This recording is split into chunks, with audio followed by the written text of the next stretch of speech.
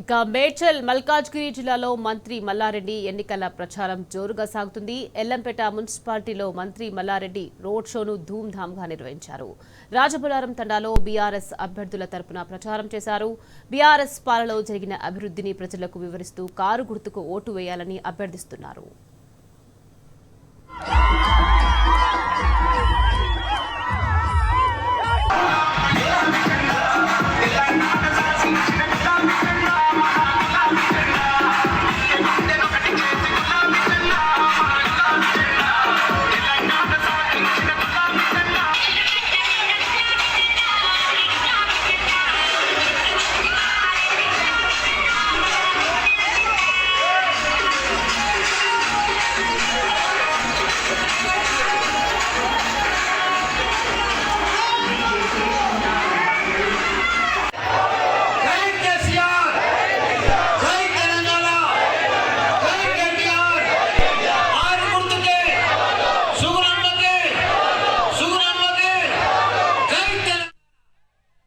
రాజబుల్లారంలో 6వ నంబర్లో మన మున్సిపాలిటీ అయినందుకు మా సుగుణమ్మ మా చెల్లెను పార్టీ తరఫున ఇక్కడ నిలబెట్టాము.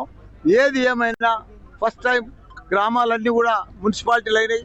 ఈ మున్సిపాలిటీలు అయినందుకు పెద్ద ఎత్తున ప్రజలందరూ కూడా, ఎందుకంటే రెండేళ్లతోటి బాధ భరించలేక, కాంగ్రెస్ పరిపాలనలో బాధ భరించలేక మాకు ఇప్పుడు మళ్ళీ బీఆర్ఎస్ఏ కావాలి, మనం మళ్ళీ కేసీఆర్ పరిపాలనే కావాలి, మా మున్సిపాలిటీలు అందరూ కూడా బీఆర్ఎస్ కౌన్సిలరే గెలవాలని చెప్పి ప్రజలందరూ కూడా, ఎందుకంటే వాళ్ళకి గొప్ప అవకాశం వచ్చింది. ప్రజలకు 2 ఏళ్ల సంధి మర్చిపోయి కాంగ్రెస్ ప్రభుత్వం వచ్చింది.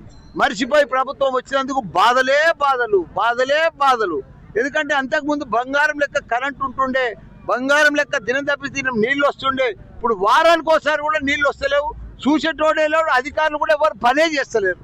కరెంటు కూడా 24 గంటల కరెంటు అప్పుడు వస్తుండే, ఇప్పుడు కరెంటు కూడా వస్తలేదు. అన్ని ప్రాబ్లమ్సే అయినాయి కాంగ్రెస్ వచ్చేస్తుంది. దేశంలో మొత్తం తుడుచుకపోయింది కాంగ్రెస్. ఈడ కూడా ఏదో ఆ గ్రామాలలో మర్చిపోయి వచ్చినందుకు మనకు పెద్ద శాపం అయిపోయింది కాంగ్రెస్ వచ్చినందుకు.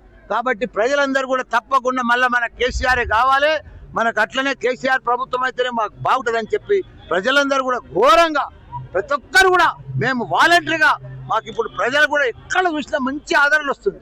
మాకు 3 మున్సిపాలిటీలలో 68 అవకాశం కనిపిస్తుంది. నాకే ఇంత పొద్దున చూడు, మా అక్కలు చెల్లెళ్ళు పిల్లల్ని స్కూల్ పంపించగానే ఇక్కడ వస్తున్నారు. మాకు బీఆర్ఎస్ కావాలి, మళ్ళీ మాకు కేసీఆర్ కావాలని చెప్పి మా సుగుణమ్మను కూడా భారీ మెజార్టీతో గెలిపించాలని కోరుతున్నా. జై తెలంగాణ, జై కేసీఆర్.